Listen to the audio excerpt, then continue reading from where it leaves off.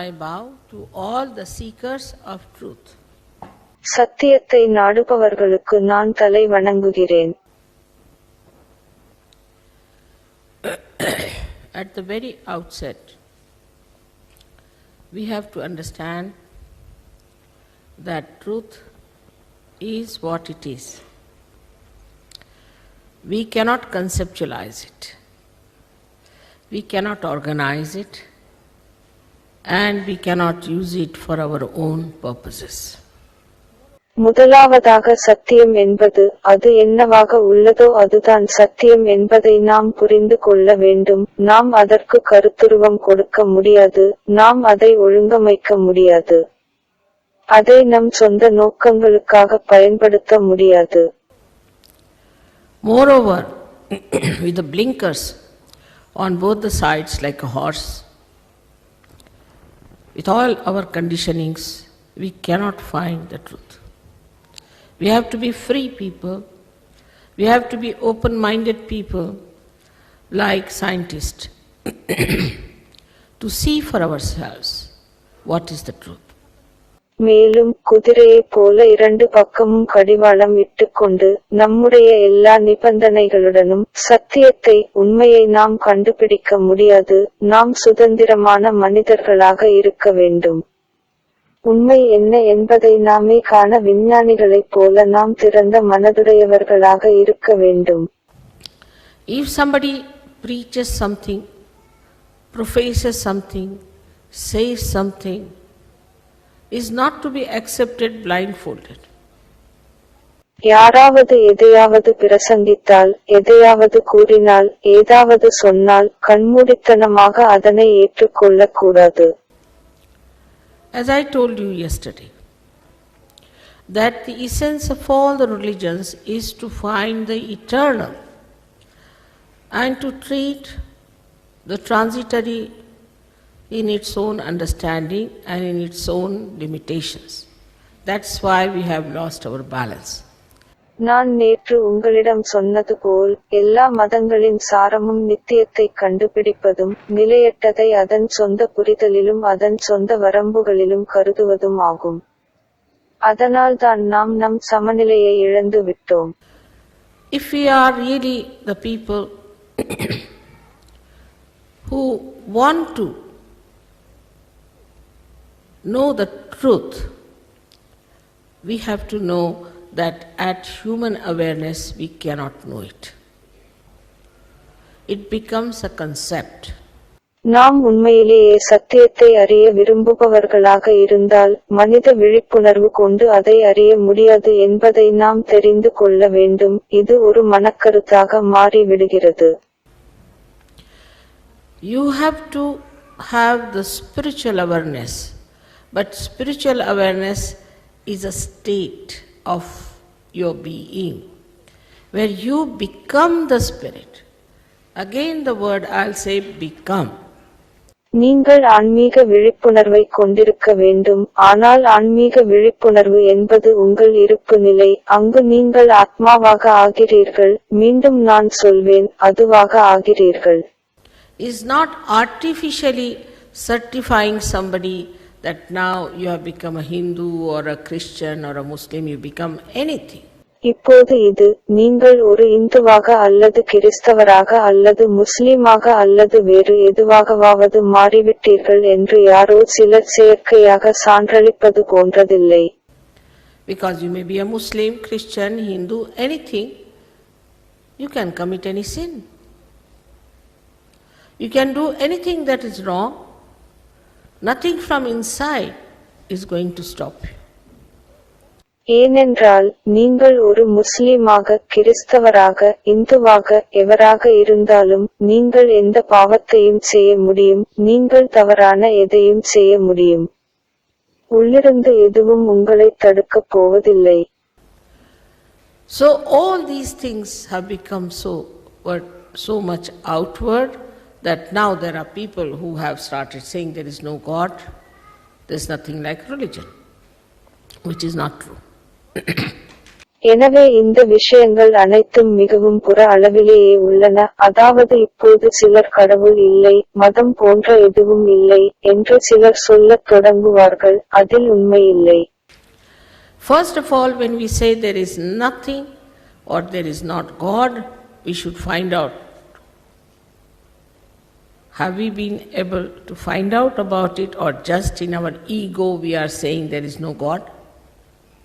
முதலாவதாக நாம் எதுவும் இல்லை அல்லது கடவுள் இல்லை என்று சொல்லும்போது அதைப் பற்றி நம்மால் தேடுவதற்கு முடிந்ததா அல்லது நம்முடைய அகங்காரத்தினால் கடவுள் இல்லை என்று சொல்கிறோமா என்பதைக் காண வேண்டும். Have we been able to work it out to see if there is God or not? You do not judge God by the people who talk about God. Anybody can talk about God because they think there's no law that can catch them. They can talk against Him, they can talk for Him, they can do the way they like. They can even make money by talking against God and against all the prophets. That's a very good way of making money. Blackmailing.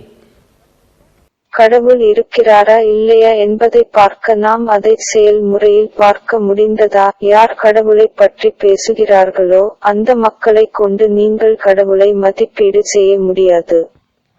கடவுளை பற்றி யார் வேண்டுமானாலும் பேசலாம், ஏனென்றால் அவர்களை பிடிக்க எந்த சட்டமும் இல்லை என்று அவர்கள் நினைக்கிறார்கள். அவர்கள் அவருக்கு எதிராக பேசலாம், அவர்கள் அவருக்காக பரிந்து கூட பேசலாம், அவர்கள் விரும்பும் வகையில் எதுவும் செய்ய முடியும், கடவுளுக்கு எதிராகவும். எல்லா தீர்க்கதரிசிகளுக்கும் நபிகள் எதிராகவும் பேசுவதன் மூலம் கூட அவர்கள் பணம் சம்பாதிக்க முடியும். இது பணம் சம்பாதிப்பதற்கான வழியாகும் மற்றும் மிரட்டுவதற்கும். But does that mean that whatever is written is a Bible? Or whatever is black and white is to be taken that seriously? ஆனால் எழுதப்பட்டவை அனைத்தும் ஒரு பைபிளாகவோ அல்லது கருப்பு மற்றும் வெள்ளையில் எது இருந்தாலும் அதையெல்லாம் தீவிரமாக எடுத்துக் கொள்ள வேண்டும் என்று அர்த்தமா? So first of all we have to be little independent, to be free, to know that if you have to know the Spirit, as they said, know thyself, then you have to know it on your central nervous system. ஆகவே முதலாவதாக நாம் சுவாதீனமாக இருக்க கொஞ்சம் சுதந்திரமாக இருக்க வேண்டும். நீங்கள் ஆத்மாவை அறிந்து கொள்ள வேண்டும் என்றால் உங்களை அறிந்து கொள்ளுங்கள் என்று சொல்லியுள்ளது போல் அதனை நீங்கள் உங்கள் மத்திய நரம்பு மண்டலத்தில் தெரிந்து கொள்ள வேண்டும். As I can feel this is cold or hot, you have to feel the divine power which is all pervading, which is the truth, which manifests the truth because it is the love of God. You have to first feel it on your central nervous system, which is the Bodha.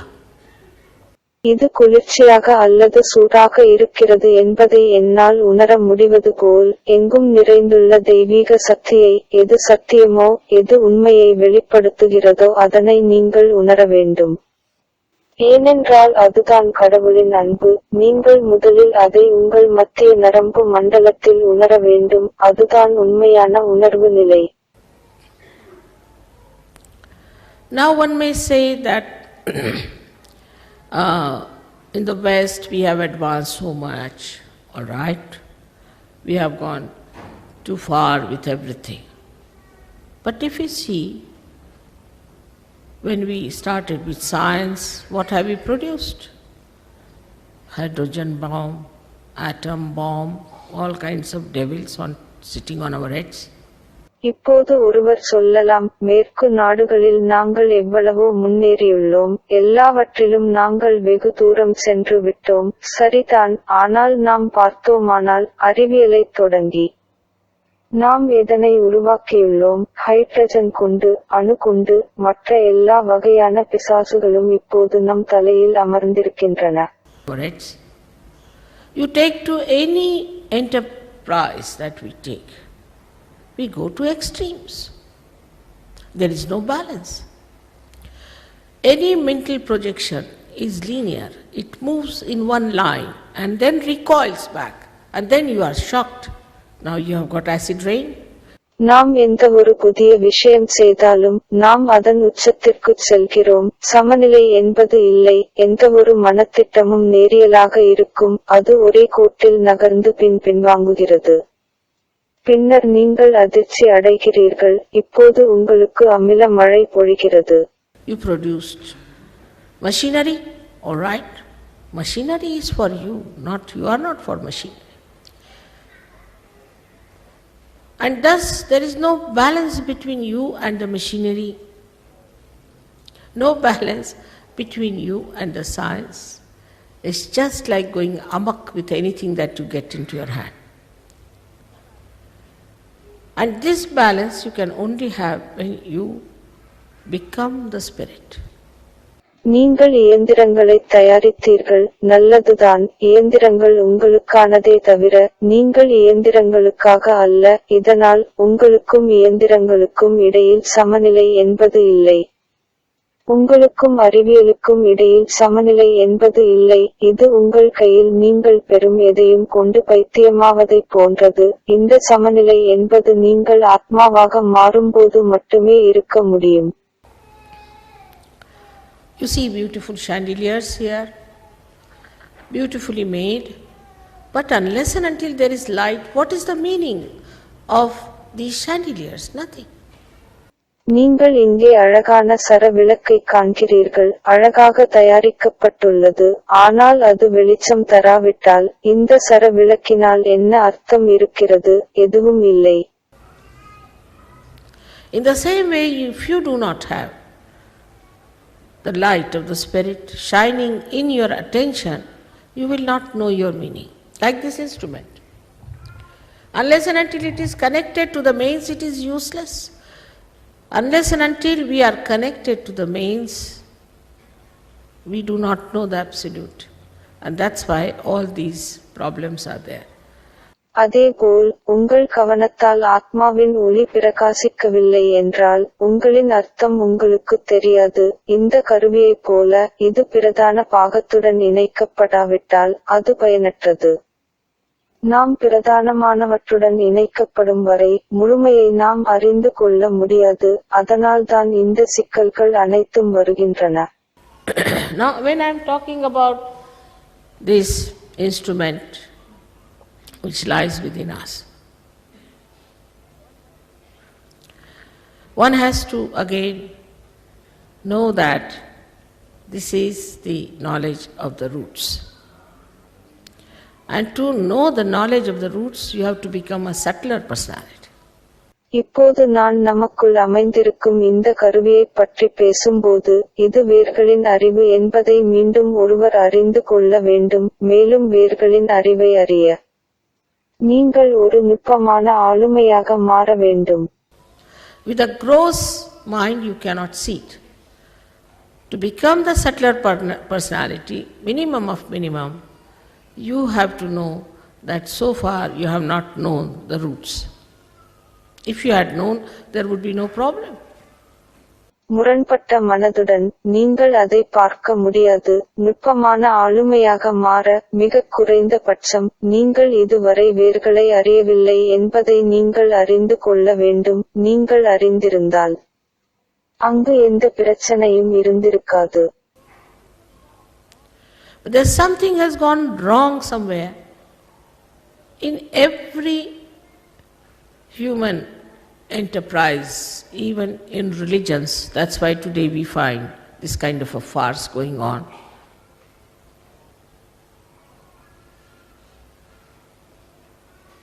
And what is gone wrong is that we have to seek the eternal. ஆனால் ஒவ்வொரு மனிதனின் புதிய செயல்களிலும் மதங்களிலும் கூட எங்காவது ஏதாவது தவறு நடக்கிறது. அதனால்தான் இன்று இந்த வகையான கேலிக்கூத்து நடப்பதைக் காண்கிறோம். தவறானது நடக்கிறது என்றால் நாம் நித்தியத்தை நாட வேண்டும் என்று அர்த்தமாகும். Maybe it might look little different. For example, Buddha and Mahavira did not talk. about God at all. I also did not talk about God for 4 years, at least 3 years. As soon as you talk of God, again people start jumping. When can we become God? This is the first question. ஒருவேளை இது கொஞ்சம் வித்தியாசமாக தோன்றலாம். உதாரணமாக புத்தரும் மகாவீரரும் கடவுளை பற்றி எப்போதும் பேசவில்லை. நானும் கடவுளை பற்றி 4 வருடங்கள், குறைந்தது 3 வருடங்கள் பேசவில்லை. நீங்கள் கடவுளை பற்றி பேசியவுடன் மீண்டும் மக்கள் குதிக்க ஆரம்பிக்கிறார்கள். நாங்கள் எப்போது கடவுளாக முடியும்? இதுதான் முதல் கேள்வியாக இருக்கும். So first you become the self, the first step. That's why they did not talk. They said first you become yourself. Unless and until you have your eyes, how can you see the colors? So first have your eyes. எனவே முதலில் நீங்கள் சுயமாக மாற வேண்டும். அதுதான் முதல் படி. அதனால்தான் அவர்கள் கடவுளை பற்றி பேசவில்லை. முதலில் உங்களை நீங்களாக ஆகிவிடுங்கள் என்று சொன்னார்கள். உங்களிடத்தில் கண்கள் இல்லாமல் இருக்கும் வரை வண்ணங்களை எவ்வாறு பார்க்க முடியும்? எனவே முதலில் உங்கள் கண்களை பெறுங்கள். It is for your benevolence that you better get what you deserve. What is your own? It's your birthright as a human being to become the spirit. உங்களுக்கு சொந்தமானதை உங்களுடைய நன்மைக்காக நீங்கள் பெற வேண்டியது உங்களின் யோக்கியதையாகிறது. ஆத்மாவாக மாறுவது ஒரு மனிதனாக உங்களின் பிறப்புரிமை. That is what Sahaja Yoga is. Saha means with and Jai is born. Born with you is the right. To get this yoga is the union with the divine. Is your birthright as a human being. அதுதான் சஹஜ யோகா. சஹ என்றால் உடன் என்றும் ஜ என்றால் பிறந்தது என்றும் பொருள்படும். உங்களுடனே பிறந்த இந்த யோகாவை பெறுவதற்கான உரிமை உங்களுக்குள்ளது. அது தெய்வீகத்துடன் ஒன்றிணைவது ஆகும். இது ஒரு மனிதனாக உங்களின் பிறப்புரிமை. You are, as I told you, at the epitome of evolution. And it has to work out. But please open your hearts and open your minds. Just open it and see for yourself. It will work. I know yesterday it has worked, it is going to work out today also. But by thinking about it, you cannot conceptualize. This is the biggest problem of our seeking, that we run after some sort of a concept. நான் சொல்லியுள்ளது போல் பரிணாம வளர்ச்சியின் வடிவமாக நீங்கள் இருக்கிறீர்கள். அது செயல்பட வேண்டும். ஆனால் தயவு செய்து உங்கள் இதயங்களை திறப்பதுடன் உங்கள் மனதையும் திறக்கவும். அதை திறந்து நீங்களே பாருங்கள். அது வேலை செய்யும். எனக்கு தெரியும். நேற்று அது வேலை செய்தது. அது இன்றும் செயல்படப் போகிறது. ஆனால் அதை பற்றி சிந்திப்பதன் மூலம் நீங்கள் கருத்துருவாக்கம் செய்ய முடியாது. ஒருவிதமான கருத்தாக்கத்திற்கு பின்னால் நாம் ஓடியுள்ளோம் என்பதுதான் நம் தேடலின் மிகப்பெரிய பிரச்சினை. Now here you have seen this instrument is the most beautiful instrument that is created within us during the process of our evolution. இப்போது இங்கே நீங்கள் பார்க்கும் இந்த கருவி நமது பரிணாம வளர்ச்சியின் போது நமக்குள் உருவாக்கப்பட்ட மிக அழகான கருவியாகும். The first one is the most beautiful one because it stands for our innocence. This innocence is the one which gives us real support, real strength. And you'll be surprised, it is never destroyed. முதலாவதான அது மிக அழகானது, ஏனெனில் அது நம் வெகுளித்தனத்தை குறிக்கிறது. இந்த வெகுளித்தனம்தான் நமக்கு உண்மையான ஆதரவையும் உண்மையான பலத்தையும் தருகிறது. அதனை ஒருபோதும் அழிக்க முடியாது என்பதைக் கண்டு நீங்களே ஆச்சரியப்படுவீர்கள். It may be overshadowed, there may be clouds, Maybe it may look to be a very dark sky, maybe a hopeless case. Some people might say that we have destroyed our innocence. It cannot be destroyed. Whatever you might have done, this is one center which cannot be destroyed. அது மறைக்கப்படலாம், அங்கே மேகங்கள் இருக்கலாம், ஒருவேளை அது மிகவும் இருண்ட வானமாகத் தோன்றலாம். நம் வெகுளித்தனம் அழிந்துவிட்டது என்று சிலர் கூறலாம். அதை அழிக்க முடியாது, நீங்கள் என்ன செய்தாலும். இந்த மையத்தை அழிக்க முடியாது. You may have problems with it, but it cannot be destroyed. It is such a wonderful center you have got, which has got 4 petals, which looks after the pelvic plexus, looks after all the excretion within us. In our own freedom, so-called, we do all kinds of things which may not be benevolent for ourselves. Doesn't matter. உங்களுக்கு அதனுடன் சில பிரச்சினைகள் இருக்கலாம், ஆனால் அதை அழிக்க முடியாது. இது உங்களுக்கு கிடைத்த ஒரு அற்புதமான மையமாகும். இது 4 இதழ்களைக் கொண்டுள்ளது. இது இடுப்பிலுள்ள நாடிகளை கவனிக்கிறது. நமக்குள் உள்ள அனைத்து வெளியேற்ற கழிவுகளையும் கவனிக்கிறது. நம்முடைய சொந்த சுதந்திரம் என அழைக்கப்படும் சுதந்திரத்தால் நமக்கு பொருந்தாத எல்லா வகையான காரியங்களையும் நாம் செய்கிறோம். ஆனால் அது ஒரு பொருட்டே அல்ல. Kundalini cannot be destroyed. The source which is going to give you the self-realization, I say she is your individual mother. குண்டலினியை அழிக்க முடியாது, அதுதான் உங்களுக்கு சுய விழிப்புணர்வு தரும் ஆதாரம். அவள் உங்களின் தனிப்பட்ட தாய் என்று நான் சொல்வேன். And this mother is such a loving mother, and she knows each and everything about you from your past lives. She knows you very well. இந்த தாய் அத்தகைய அன்பான தாய். உங்களைப் பற்றிய எல்லாவற்றையும் அவள் அறிந்திருக்கிறாள். உங்கள் கடந்த காலத்திலிருந்து, உங்கள் கடந்த கால வாழ்க்கையிலிருந்து அவள் உன்னை நன்கு அறிவாள். She is just waiting for a chance that she can be awakened and she can give you your second birth. When you were born, your mother suffered for you. You did not suffer.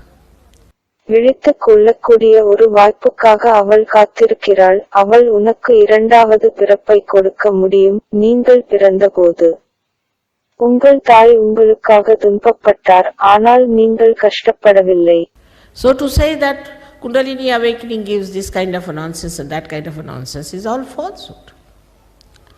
Absolutely falsehood. And it is so absurd that how can a mother give you problems? எனவே குண்டலினி விழிப்புணர்வு இந்த வகையான முட்டாள்தனத்தை தருகிறது என்றும் அந்த வகையான முட்டாள்தனத்தை தருகிறது என்பதெல்லாமே அனைத்தும் பொய்யானதாகும். முற்றிலும் பொய். அது மிகவும் அபத்தமானது.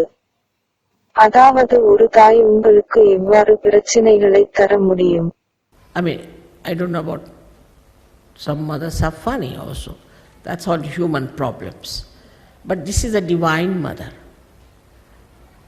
She is not going to give you trouble. But these problems that have come are coming from people who have no authority, who have no education, who do not know what Kundalini is. அதாவது விளங்காத சில தாய்மார்களை பற்றி எனக்கு தெரியாது. இது எல்லாம் மனிதனின் பிரச்சினைகள். ஆனால் இது ஒரு தெய்வீக தாய். அவள் உங்களுக்கு தொந்தரவு கொடுக்கப் போவதில்லை. ஆனால் வரக்கூடிய பிரச்சினைகள் அதிகாரம் இல்லாத, கல்வி அறிவு இல்லாத, குண்டலினி என்றால் என்ன என்று தெரியாதவர்களிடமிருந்துதான் வரும். Some say it is in the stomach, some say in the head, some say in the legs. Those who have no character of their own, because they have to be pure people themselves, try all kinds of nonsensical tricks and create problems on the sympathetic nervous system, and they call it as something that it is the problem of the Kundalini. Kundalini will never give you any problems. On the contrary, when she rises and when you get your awakening, the first thing that is established is thoughtless awareness. சிலர் வயிற்றில் இருப்பதாக சொல்வார்கள், சிலர் தலையில் இருப்பதாக சொல்வார்கள், சிலர் கால்களில் இருப்பதாக சொல்வார்கள், சொந்தமாக எந்த புத்தியும் இல்லாதவர்கள். ஏனெனில் முதலில் அவர்கள் தூய்மையான மனிதர்களாக இருக்க வேண்டும். எல்லா வகையான முட்டாள்தனமான தந்திரங்களையும் முயற்சித்து பரிவு நரம்பு மண்டலத்தில் சிக்கல்களை உருவாக்குகிறார்கள். அதை அவர்கள் குண்டலினியின் பிரச்சினை என்று சொல்கிறார்கள். குண்டலினி உங்களுக்கு ஒருபோதும் எந்த பிரச்சனையும் கொடுக்க மாட்டார். மாறாக அவள் எழுந்ததும் உங்கள் விழிப்புணர்வை நீங்கள் பெற்றவுடன் முதலில் நிறுவப்படும் விஷயம் சிந்தனையற்ற விழிப்புணர்வு. For a thought rises, falls, another thought rises, falls, and the Kundalini makes the thoughts smaller and in between at the present. It makes you stop in the present and you grow in the present. ஒரு எண்ணம் எழுகிறது, மறைகிறது, மற்றொரு எண்ணம் எழுகிறது, மறைகிறது. அப்பொழுது குண்டலினி எண்ணங்களை சிறியதாக்கி இரண்டுக்கும் இடையில் நிறுத்திவிடும். இது உங்களை நிகழ்காலத்தில் நிறுத்தச் செய்து நிகழ்காலத்தில் வளர ஆரம்பிக்கிறீர்கள். And the thoughts, if you want to think, you can think. If you don't want to think, it's not like a madhouse going on all the time. You don't know how to stop it. This works out with the Kundalini's awakening when she crosses this center of ours, which we call as Agya Chakra. மற்றும் எண்ணங்கள் நீங்கள் சிந்திக்க விரும்பினால் வரும், நீங்கள் சிந்திக்க விரும்பவில்லை என்றால் எண்ணங்கள் வராது. இது எப்போதுமே நடக்கும் ஒரு பைத்தியக்காரத்தனம். அதை எப்படி நிறுத்துவது என்பது உங்களுக்கு தெரியாது. இது ஆக்ஞா சக்கரம் என்று நாம் அழைக்கும் நம்முடைய இந்த மையத்தை கடக்கும்போது குண்டலினி விழிப்புணர்வின் போது இது செயல்படுகிறது. Now, we should not have, again I say, blinkers about Christ. Let us see what people have to say about Christ in other Shastras and scriptures. Who was he? மீண்டும் நான் சொல்கிறேன், இப்போது நாம் கிறிஸ்துவை பற்றி அறிய கண்களில் கடிவாளத்துடன் இருக்கக்கூடாது. பிற சாஸ்திரங்களிலும் வேதங்களிலும் கிறிஸ்து யார் என்பது பற்றி மக்கள் என்ன சொல்லியிருக்கிறார்கள் என்று பார்ப்போம். Because people did not allow him to manifest for more than 4 years. And in 4 years, what can you do? You cannot do anything. ஏனென்றால் 4 வருடங்களுக்கும் மேலாக மக்கள் அவரை வெளிப்படுத்த அனுமதிக்கவில்லை. 4 ஆண்டுகளில் நீங்கள் என்ன செய்ய முடியும்? நீங்கள் எதையும் செய்ய முடியாது. I must tell you, in London, I came, my husband was selected for a job, and that's how we are here. And for 4 years I was struggling with 7 of them, just struggling. நான் உங்களுக்கு சொல்ல வேண்டும், நான் London வந்தபோது என் கணவர் ஒரு வேலைக்கு தேர்ந்தெடுக்கப்பட்டார். அதனால்தான் நாங்கள் இங்கே இருக்கிறோம் 4 ஆண்டுகளாக. அவர்களில் 7 பேருடன் நான் போராடிக் கொண்டிருந்தேன். Giving realization was such a difficult subject to the English people at that time. They are hard nuts, I know. But once they break, they are the best. I think the best are the hardest. And it worked, it clicked. ஆங்கிலேய மக்களுக்கு விழிப்புணர்வு கொடுப்பது என்பது அந்த நேரத்தில் மிகவும் கடினமான விஷயமாக இருந்தது. எனக்கு தெரிந்து அவர்கள் கடினமான ஓடுகளை கொண்டிருந்தார்கள், ஆனால் அவை உடைந்தவுடன் அவர்கள் சிறந்தவர்களாகினர். சிறந்தவைதான் கடினமாக இருக்கும் என்று நான் நினைக்கிறேன். அது வேலை செய்தது, அது வெற்றி கண்டது. I am surprised that I had to work very hard, but they are such a foundation of Sahaja Yoga. Immediately they went all out, and very scholarly also, lot of scholarship with them. Found out all about Kundalini, everything from wherever is, your libraries are so well equipped. And I was surprised, it was all there. நான் மிகவும் கடினமாக உழைக்க வேண்டியிருந்தது என்பது எனக்கு ஆச்சரியமாக இருந்தது. ஆனால் அங்கு சஹஜயோகாவின் அத்தகைய அடித்தளம் உண்டானது. உடனடியாக அவர்கள் அனைவரும் மிகவும் அறிவார்ந்தவர்களாக வெளியேறினர். அவர்களில் நிறைய பேர் அறிவார்ந்தவர்கள், குண்டலினியைப் பற்றி எல்லாம் கண்டு கொண்டார்கள். ஒவ்வொன்றையும் எங்கிருந்தெல்லாம் அறிய முடியுமோ அங்கெல்லாமிருந்து. உங்கள் நூலகங்கள் மிகவும் சிறப்பாக அமைக்கப்பட்டன. நான் ஆச்சரியப்பட்டேன். எல்லாம் அங்கே இருந்தது. They studied Sanskrit. Now can you imagine these people English singing Sanskrit song with that speed? Wow. They could not even say one sentence in Hindi when they were in India. அவர்கள் சமஸ்கிருதம் படித்தார்கள். இப்போது இந்த ஆங்கிலேய மக்கள் சமஸ்கிருத பாடலை அந்த வேகத்துடன் பாடுவதை நீங்கள் கற்பனை செய்து பார்க்க முடிகிறதா? அவர்கள் இந்தியாவில் இருந்தபோது இந்தியில் ஒரு வாக்கியம் கூட சொல்ல முடிந்ததில்லை. 300 years they were there, they could not speak one sentence. You'll be surprised. We had to tell them in English how to speak Hindi. அவர்கள் அங்கு இருந்த 300 ஆண்டுகளில் அவர்களால் ஒரு வாக்கியத்தை கூட பேச முடிந்ததில்லை என்பது உங்களுக்கு ஆச்சரியமாக இருக்கும். இந்தியில் பேசுவது எப்படி என்று ஆங்கிலத்தில் சொல்ல வேண்டியிருந்தது. Like you have to say, open the door. Is in Hindi is darwaza khol do. They couldn't say it. So we had to say there was a banker or something like that. Means close the door. There was a banker. நீங்கள் கதவை திறங்கள் என்று சொல்ல வேண்டுமானால் இந்தியில் இது தர்வஜா கோல்தோ என்றிருக்கும். அவர்களால் அதைச் சொல்ல முடியவில்லை. எனவே அங்கு ஒரு வியாபாரி இருந்தார் அல்லது அது போன்று ஏதாவது சொல்ல வேண்டியிருந்தது. அதாவது கதவை மூடு என்பதற்கு ஒரு வியாபாரி இருந்தார் என்று அர்த்தம். They couldn't speak Hindi. Sanskrit very far off.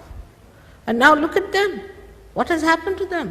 And Indian music is such a difficult music. You have to really, it's a question of penance, tremendous penance.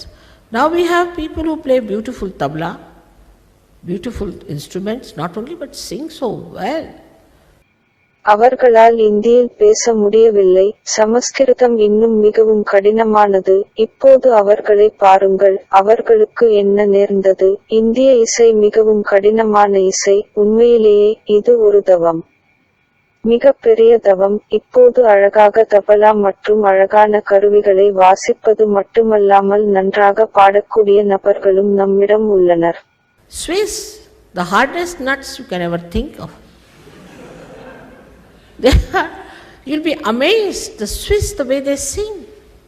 Tremendous manifestation in such a short time. Of course, they can also sing English very well. They know English music very well, or which has Western music very well. But to learn these difficult melodies of India is remarkable. I am myself surprised at this. Switzerland மக்கள் நீங்கள் எப்போதும் நினைத்து கூட பார்க்க முடியாத அளவுக்கு கடினமானவர்கள். அவர்கள் Switzerland மக்கள் பாடும் விதத்தைக் கண்டு நீங்கள் ஆச்சரியப்படுவீர்கள். இவ்வளவு குறுகிய காலத்தில் மிக பெரிய அளவில் அது வெளிப்பட்டுள்ளது. நிச்சயமாக அவர்கள் ஆங்கிலத்திலும் நன்றாக பாடலாம். அவர்களுக்கு ஆங்கில இசை நன்றாக தெரியும். அல்லது மேற்கத்திய இசையை நன்றாக பாடலாம் என்று சொல்லலாம். ஆனால் இந்தியாவின் இந்த கடினமான மெல்லிசைகளை கற்றுக்கொள்வது குறிப்பிடத்தக்கது. இதைக் கண்டு நானே ஆச்சரியப்படுகிறேன். So what happens in the second centers when it enters? You just become dynamic, because the second center is for aesthetics and for creativity. இரண்டாவது மையத்தில் நுழையும்போது என்ன நடக்கிறது என்றால் நீங்கள் சக்தி வாய்ந்தவர்களாக மாறுகிறீர்கள். ஏனெனில் இந்த இரண்டாவது மையம் அழகியல் மற்றும் படைப்பாற்றலுக்கானது. Now we have, like my brother was a chartered accountant. He was very bad at all the languages. Very bad. Of course, Sanskrit was out of question. Now he is making poetry in Sanskrit and in Urdu language and also in Marathi, which is the most difficult language.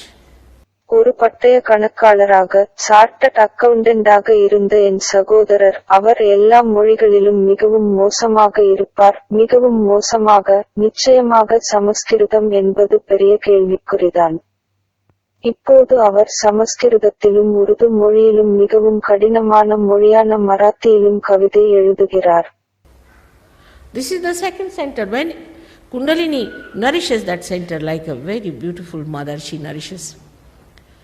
இதுதான் இரண்டாவது மையம். குண்டலினி இந்த மையத்தை ஊட்டமளிக்கும் போது அவள் மிகவும் அழகான தாயைப் போல ஊட்டமளிக்கிறாள். You must have heard about some great artist, Amjad Ali. He was here. After realization, he became such a great artist. There are so many artists. In India, they understand. They want to sing before me. I don't know how to say that now only one person can sing. சில சிறந்த கலைஞர்களைப் பற்றி நீங்கள் கேள்விப்பட்டிருக்க கூடும். அம்ஜத் அலி, அவர் இங்கேதான் இருந்தார். விழிப்புணர்வு பெற்ற பிறகு அவர் ஒரு சிறந்த கலைஞரானார். நிறைய கலைஞர்கள் அதுபோல் உள்ளனர். இந்தியாவில் அவர்கள் புரிந்து கொண்டார்கள். அவர்கள் எனக்கு முன் பாட விரும்புகிறார்கள். இப்போது ஒருவர் மட்டுமே பாட முடியும் என்று எப்படி சொல்வது என்று எனக்கு தெரியவில்லை. Because their Kundalini goes up and the creativity becomes so tremendously active and so dynamic. At the same time, that person becomes very mild, very sweet, very compassionate. Like this one great singer, she is a Muslim lady, I will not name her. ஏனென்றால் அப்போது அவர்களின் குண்டலினி உயர்கிறது, மேலும் அவர்களின் படைப்பாற்றல் மிக பெரிய அளவில் செயல்படுகிறது மற்றும் சக்தி வாய்ந்ததாக மாறுகிறது. அதே நேரத்தில் அந்த நபர் மிகவும் மென்மையானவராகவும் மிகவும் இனிமையானவராகவும் மிகவும் இரக்கமுள்ளவராகவும் மாறுகிறார். ஒரு சிறந்த பாடகி இருந்தார். அவள் ஒரு முஸ்லிம் பெண்களுடைய பெயரை சொல்ல மாட்டேன். She wanted to sing and she sent me word, please allow me to sing in your birthday. I said, all right, give her a chance. அவள் என் முன் பாட விரும்பினாள். தயவு செய்து உங்கள் பிறந்த நாளில் என்னை பாட அனுமதிக்க வேண்டும் என்று என்னிடம் கேட்டுக்கொண்டாள். நான் சரி, அவளுக்கு ஒரு வாய்ப்பு கொடுங்கள் என்று சொன்னேன். So she came down. And the lady who was playing harmonium, she came and told me, this lady is just an atom bomb. You don't know how she gets angry. There's one note I play wrong. அதனால் அவள் அங்கு வந்தாள். Harmonium வாசித்துக் கொண்டிருந்த பெண்மணி என்னிடம் வந்து, இந்த பெண் ஒரு அணுகுண்டு போன்றவள். நான் தவறாக ஒரு சுருதி வாசித்தால் கூட அவள் எப்படி கோபப்படுவாள் என்று உங்களுக்கு தெரியாது என்றாள். I saw her, but she was very silently playing, nothing doing. She never got angry with anyone. So in the interval, this lady comes and tells me that, see, in your presence, I don't know what has happened to this lady. This tiger has become like a cow. How is it? I said, see, her Kundalini has come up. நான் அவளை பார்த்தேன். ஆனால் அவள் மிகவும் அமைதியாக பாடிக்கொண்டிருந்தாள். ஒன்றும் செய்யவில்லை. அவள் யாரிடமும் கோபப்படவில்லை. எனவே இடைவேளையில் இந்த பெண் என்னிடம் வந்து, பாருங்கள், உங்கள் முன்னிலையில் இந்த பெண்ணுக்கு என்ன நேர்ந்தது என்று எனக்கு தெரியவில்லை. இந்த புலி ஒரு பசு போல மாறிவிட்டது. அது எப்படி என்று என்னிடம் கேட்டாள். அவளுடைய குண்டலினி மேலே வந்துள்ளது என்று நான் சொன்னேன். So this violence, this anger, this temper is not your creation. It's the creation of your liver. Your liver is little out of order because of many things, and the temper is there. எனவே இந்த வன்முறை, இந்த கோபம், இந்த சுபாவம் உங்களின் படைப்பு அல்ல. அது உங்கள் கல்லீரலின் உருவாக்கம். பல விஷயங்களால் உங்கள் கல்லீரல் ஒழுங்காக இல்லாமல் போகிறது. மேலும் அதன் சுபாவம் அப்படித்தான். Now, when the temper is too much, you don't know what to do. You can do whatever you like. In your temper, after all, it's like a drunken personality. You have to approach a person in a temper with a barge pole. இப்போது கோபம் அதிகமாக இருக்கும்போது என்ன செய்வது என்று உங்களுக்குத் தெரியாது, உங்கள் விருப்பம் போல் எல்லாம் நீங்கள் செய்வீர்கள், எல்லாவற்றிற்கும் மேலாக. இது ஒரு மதுவுக்கு அடிமையான மனிதனின் ஆளுமை போன்றது. நீங்கள் கோபத்தில் இருக்கும் ஒரு நபரை ஒரு நீளமான பிரம்புடன்தான் அணுக வேண்டும். But all this temper, everything becomes so cool and so beautiful. It's very surprising. A very dynamic person becomes extremely compassionate. Extremely compassionate. And I have had such beautiful experiences of their compassion that it's not easy to describe. ஆனால் இந்த கோபம் மற்றும் அனைத்தும் மிகவும் சாந்தமானதாகவும் அழகானதாகவும் மாறும். இது மிகவும் ஆச்சரியமாக இருக்கும். மிகவும் ஆற்றல் வாய்ந்த நபர் மிகவும் இரக்கமுள்ளவராக மாறுகிறார். அவர்களுடைய இரக்கத்தின் அழகான அனுபவங்களை நான் பெற்றிருக்கிறேன். அதை விவரிப்பது என்பது எளிதானது அல்ல. Now, also they say that there are certain nationality which has got a trait like this and a trait like that.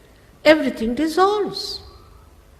Everything dissolves because of this center which is so creative and which also gives you the manifestation of pure knowledge.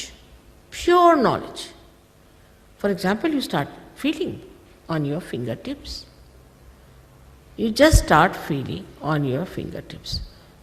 இப்போது மேலும் சிலர் கூறுவார்கள், சில தேசங்களில் இது போன்ற ஒரு விசேஷ பண்பையும் அது போன்ற ஒரு விசேஷ பண்பையும் கொண்டுள்ளார்கள் என்று. எல்லாம் கரைந்து விடுகிறது. ஏனென்றால் இந்த மையம் மிகவும் ஆக்கப்பூர்வமானது, மேலும் இது தூய்மையான அறிவின் வெளிப்பாட்டை உங்களுக்கு வழங்குகிறது, தூய அறிவினை வழங்குகிறது. எடுத்துக்காட்டாக, உங்கள் விரல் நுனிகளில் நீங்கள் அதனை உணரத் தொடங்குவீர்கள், உங்கள் விரல் நுனிகளில் உணர ஆரம்பிப்பீர்கள். Like today only somebody came and told me that Mataji, my Agya is catching. Agya is the center. Means I have got my ego on. Will anybody say like that? On the contrary, if you tell somebody you have got your ego, they'll show you they have their ego on. It's very dangerous to say to somebody your ego is on. இன்று யாரோ ஒருவர் என்னிடம் வந்து, மாதாஜி என்னுடைய ஆக்ஞா பிடித்துள்ளது என்று கூறினார். ஆக்ஞா என்பது இந்த மையம், அதாவது நான் எனது அகங்காரத்தை கொண்டுள்ளேன் என்று அர்த்தம். யாராவது அப்படிச் சொல்வார்களா? மாறாக, நீங்கள் அகங்காரத்துடன் உள்ளீர்கள் என்று யாராவது ஒருவரிடம் நீங்கள் சொன்னால், அவர் தன்னுடைய அகங்காரத்தை காண்பிப்பார். உங்கள் அகங்காரம் வேலை செய்ய ஆரம்பிக்கிறது என்று ஒருவரிடம் சொல்வது மிகவும் ஆபத்தானது. But just because of self-knowledge, pure knowledge, you know that this Mr. Ego is sitting here and I cannot cross through and there's a blockade here which I have to take it out. It's so innate within you, everything. Only thing is your connection has to be made. ஆனால் சுய அறிவின் காரணமாக, தூய அறிவின் மூலம் இந்த திருவாளர் அகங்காரம் இங்கே அமர்ந்திருக்கிறது. என்னால் இதனை கடந்து செல்ல முடியவில்லை. இங்கே ஒரு அடைப்பு உள்ளது. அதை நான் வெளியே எடுக்க வேண்டும் என்பதை நீங்கள் அறிந்து கொள்ள முடியும். இது அனைத்துமே உங்களுக்குள் உள்ளார்ந்ததாக இருக்கிறது. ஒரே ஒரு விஷயம், அதற்கு உங்களின் இணைப்பு நடக்க வேண்டும். Once the connection is made, immediately you know about yourself. And this center, which is responsible for creating all kinds of funny thoughts and horrible creativity, becomes so benevolent, so soothing, so beautiful. இணைப்பு நடந்ததும் உடனடியாக உங்களைப் பற்றி நீங்கள் தெரிந்து கொள்வீர்கள். எல்லா வகை வேடிக்கையான எண்ணங்களையும் மோசமான படைப்பாற்றலையும் உருவாக்கும் பொறுப்புள்ள இந்த மையம் மிகவும் நற்பண்புடையதாகவும் இனிமையானதாகவும் மிகவும் அழகானதாகவும் மாறும். Apart from that, as I told you just now, these people who could not even say one word in Hindi language have started singing Sanskrit, and this especially the one they sang, the first one. Many Indians cannot sing that way, I can tell you. They can't. It's not easy. தவிர நான் இப்போது உங்களுக்கு சொன்னது போல் இந்தி மொழியில் ஒரு வார்த்தை கூட பேச முடியாத இந்த மக்கள் சமஸ்கிருத பாடலை பாடத் தொடங்கியுள்ளனர் மற்றும் இது குறிப்பாக அவர்கள் பாடியது முதலாவதாக பாடிய பாடல் பல இந்தியர்கள் அந்த வகையில் கூட பாட முடியாது என்பதை நான் உங்களுக்கு சொல்ல வேண்டும் அவர்களால் முடியாது இது எளிதானது அல்ல. It's a very great tongue twister, first of all, the language is. Apart from that, to sing in such a correct pronunciation is so difficult, but they have done it.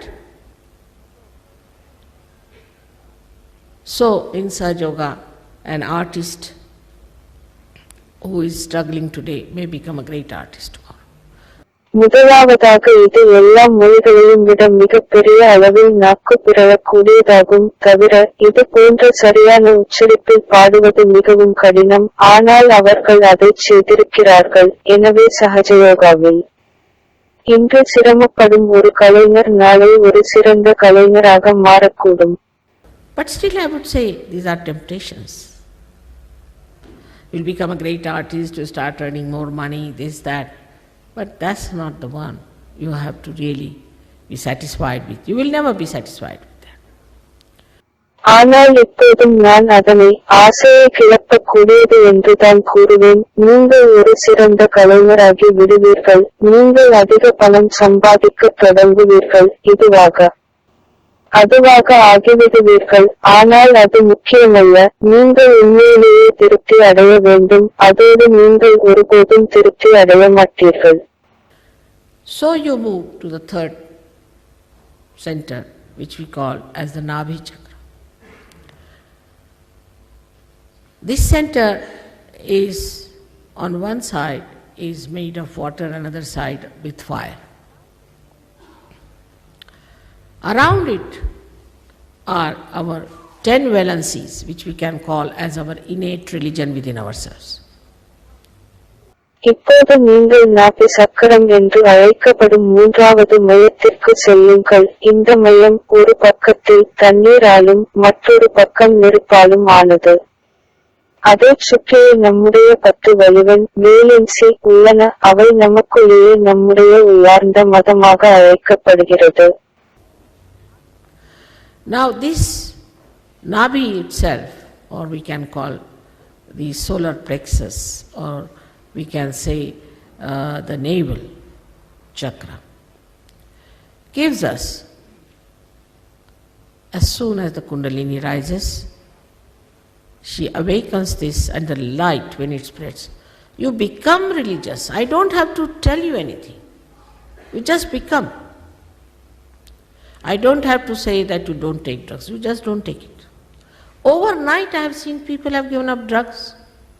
Overnight alcoholism, overnight everything. And they enjoy their virtues. That's the best part of it. இப்போது இந்த நாபி அல்லது அதனை நாம் சூரிய நரம்பு பின்னல் என்று அழைக்கலாம் அல்லது தொப்பு சக்கரம் என்று சொல்லலாம். குண்டலினி எழுந்தவுடன் அவள் இதை வெளிப்புறச் செய்து அப்போது பரவும் வெளிச்சத்தால் நீங்கள் மதம் சார்ந்தவராக மாறுகிறீர்கள் என்பதை அளிக்கிறது. நான் உங்களிடம் எதுவும் சொல்ல வேண்டியதில்லை, நீங்கள் அதுவாகவே ஆகிவிடுவீர்கள். நீங்கள் போதை மருந்து உட்கொள்ள வேண்டாம் என்று நான் சொல்ல வேண்டியதில்லை, நீங்கள் அதை எடுக்க மாட்டீர்கள்.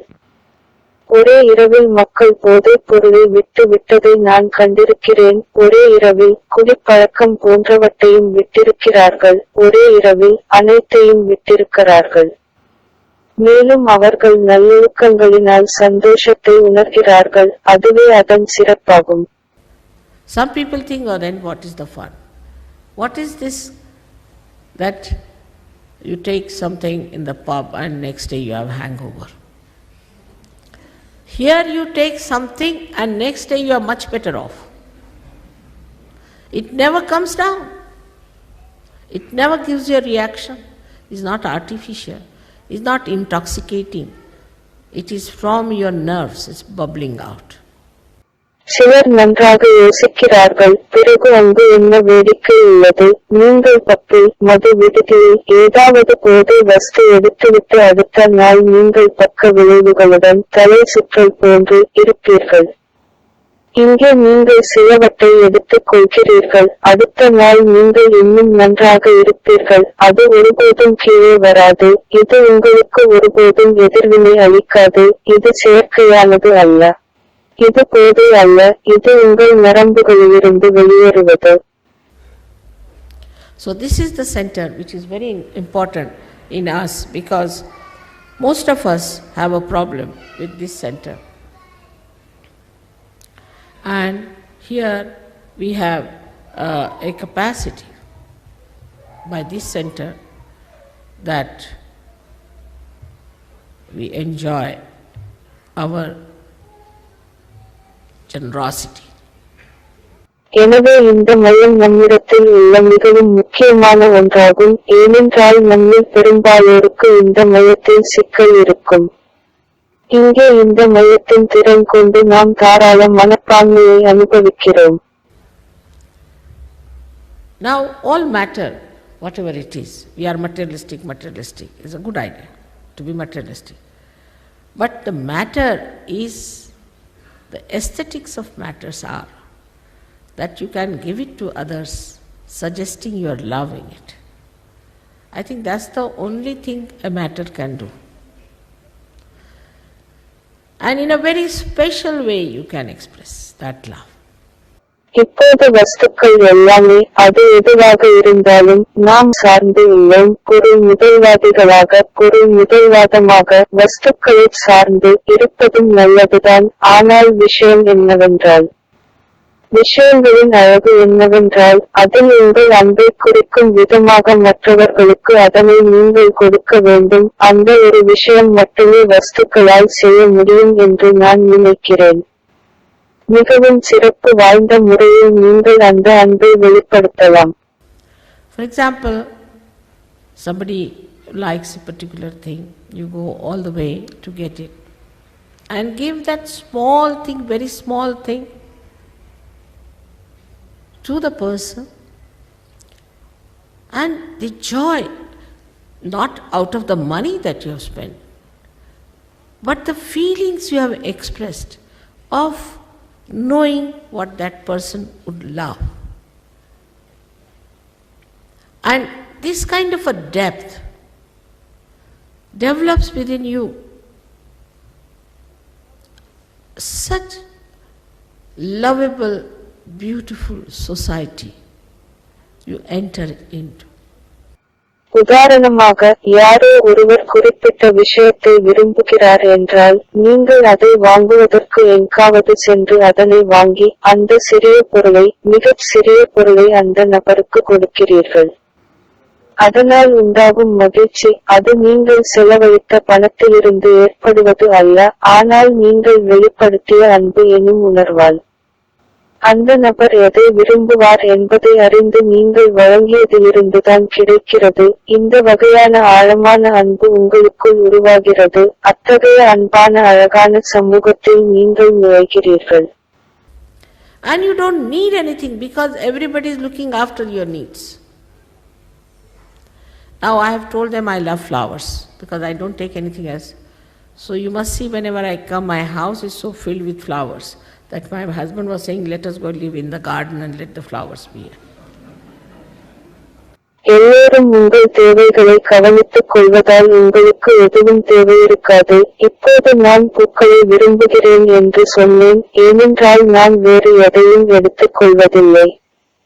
எனவே நான் வரும் போதெல்லாம் பாருங்கள், என் வீடு பூக்களால் நிரம்பி இருக்கும். என் கணவர் கூட, நாம் போய் தோட்டத்தில் வசிப்போம், பூக்கள் இங்கேயே இருக்கட்டும் என்று சொல்லிக் கொண்டிருப்பார்.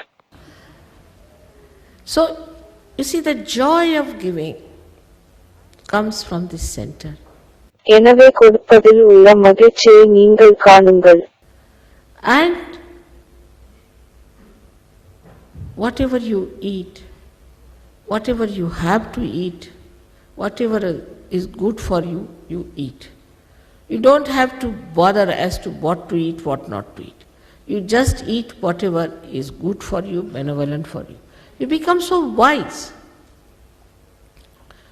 And also you please others. You don't displease others by saying, this is bad food, I want that. I want goes away. What do you want? அது இந்த மையத்திலிருந்துதான் வருகிறது. நீங்கள் எதை சாப்பிட்டாலும், எதை சாப்பிட வேண்டுமோ, எது உங்களுக்கு நல்லதோ, அதனை நீங்கள் சாப்பிடுவீர்கள். எதை சாப்பிட வேண்டும், எதை சாப்பிடக்கூடாது என்று நீங்கள் கவலைப்பட வேண்டியதில்லை. உங்களுக்கு எது நல்லதோ, எது உங்களுக்கு நன்மை பயக்குமோ அதனைத்தான் நீங்கள் சாப்பிடுவீர்கள். நீங்கள் மிகவும் புத்திசாலித்தனமாகி மற்றவர்களையும் மகிழ்விப்பீர்கள். இது மோசமான உணவு, எனக்கு அது வேண்டும் என்று கூறி மற்றவர்களை நீங்கள் வெறுப்படையச் செய்ய மாட்டீர்கள். எனக்கு இதுதான் வேண்டும் என்பது போய்விடும். உங்களுக்கு அதைவிட வேறு என்ன வேண்டும்? So like you could say, a candle which is not enlightened is waiting to be enlightened, is asking for the light. I want light. But once it is enlightened, it gives light to others automatically. Supposed to be. அறிவொளி ஏற்றப்படாத ஒரு மெழுகுவர்த்தி அறிவொளி பெற காத்திருக்கிறது. ஒளியை கேட்கிறது. எனக்கு ஒளி வேண்டும் என கேட்கிறது. ஆனால் அது அறிவொளி பெற்றவுடன் அது தானாகவே மற்றவர்களுக்கு ஒளியினை அளிக்கிறது. அப்படித்தான் ஒளியேற்றுகிறது. In the same way, you also start giving your light, your love, your joy to others. Automatically. I don't have to tell you. Nobody has to go through any 10 commandments anymore. Those days are gone. அதேபோல் உங்கள் ஒளியினை, உங்கள் அன்பினை, உங்கள் மகிழ்ச்சியை மற்றவர்களுக்கும் தானாகவே கொடுக்க ஆரம்பிப்பீர்கள். நான் உங்களுக்கு சொல்ல வேண்டியதில்லை. இனி எந்த 10 கட்டளைகளையும் உங்களுக்கு யாரும் சொல்ல வேண்டியதில்லை. அந்த நாட்கள் போய்விட்டன. Now automatically you become like that. Very beautiful people, very affectionate and glorious, I should say. If you see the glow on the face of Sahaja-yogis, the face itself is radiant. Many people drop out their 10 years to 20 years in their age, and they are so enthusiastic, never get tired. Especially in England, I've seen, or also in the West, I would say everywhere. People get very easily tired. இப்போது தானாகவே நீங்கள் அப்படி மாறி விடுவீர்கள். மிக அழகான மனிதர்களாக, மிகவும் பாசமுடையவர்களாக மற்றும் புகழ் கொண்டவர்களாக என்று நான் சொல்வேன். சகஜயோகிகளின் முகத்தில் பளபளப்பை பார்க்க முடியும். முகமே மிகவும் பிரகாசமாக இருக்கும். பலர் தங்கள் வயதில் 10 வயது முதல் 20 வயது வரை குறைந்து விடுகிறார்கள். அவர்கள் மிகவும் உற்சாகமாக இருப்பார்கள். ஒருபோதும் சோர்வடைய மாட்டார்கள். குறிப்பாக நான் பார்த்திருக்கிறேன் இங்கிலாந்தில், மேலும் மேலை நாடுகளில், எல்லா நாடுகளிலும் என்று கூட சொல்வேன். மக்கள் மிகவும் எளிதாக சோர்வடைகிறார்கள். On the television also you'll find people will come and sit down. Young people, they'll talk 10 times, they'll say, why are we so tired? Because we think too much. All energy is wasted in thinking, so no energy left to enjoy anything whatsoever. மக்கள் தொலைக்காட்சியில் வந்து உட்கார்ந்தவுடன் who என்று ஆயாசமாக அமர்வதை நீங்கள் காணலாம். இளைஞர்கள், அவர்கள் 10 முறை பேசியவுடன் அவர்கள் ஹூ என்று சொல்வார்கள். நாம் ஏன் மிகவும் சோர்வடைகிறோம்? ஏனென்றால் நாம் அதிகம் சிந்திக்கிறோம். எல்லா சக்திகளும் சிந்திப்பதில் வீணடிக்கப்படுகின்றன. எனவே அதனால் வேறு எதையும் அனுபவிப்பதற்கு எந்த சக்தியும் மிச்சமிருப்பதில்லை. For example, you have to have people for dinner. You think what to bring, how to make it formal, what to do, this thing, that thing, so agitated and so nervous about the whole thing. When the guests come in, they feel like running away. Because so much of tension of thinking, planning. Ultimately, the whole joy has disappeared.